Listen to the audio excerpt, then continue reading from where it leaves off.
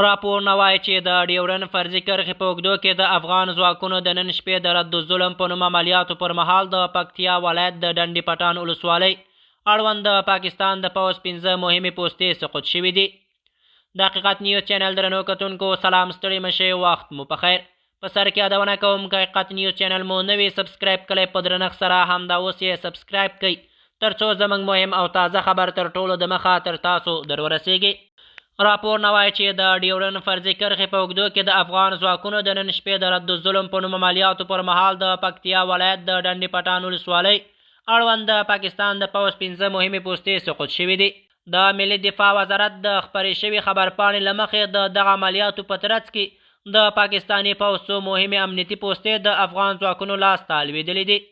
په خبرپاڼه کې ویل شوي چې د تورغونډۍ پوسته، همدارنګه د علي مدد پوستې په ګډون 3 نورې پوستې هم د طالبانو لخوا سقوط شوي دي. د سرچینو په وینا دغه عملیات د شپې په تیاره کې ترسره شوي افغان ځواکونو د څو لوریو څخه پر دغه پوستو هم مهاله بریدونه کړي. راپورونه وایي چې د جګړې پر مهال د دواړو لورو ترمنځ سختې نښتې شوي دي. همداراز سرچینې زیاتوي چې افغان ځواکونه څو شېبې مخکې د توپ سرخوج کرم او انځرکي سر پر نوم نورو پوستو ته هم ننوتلي دي.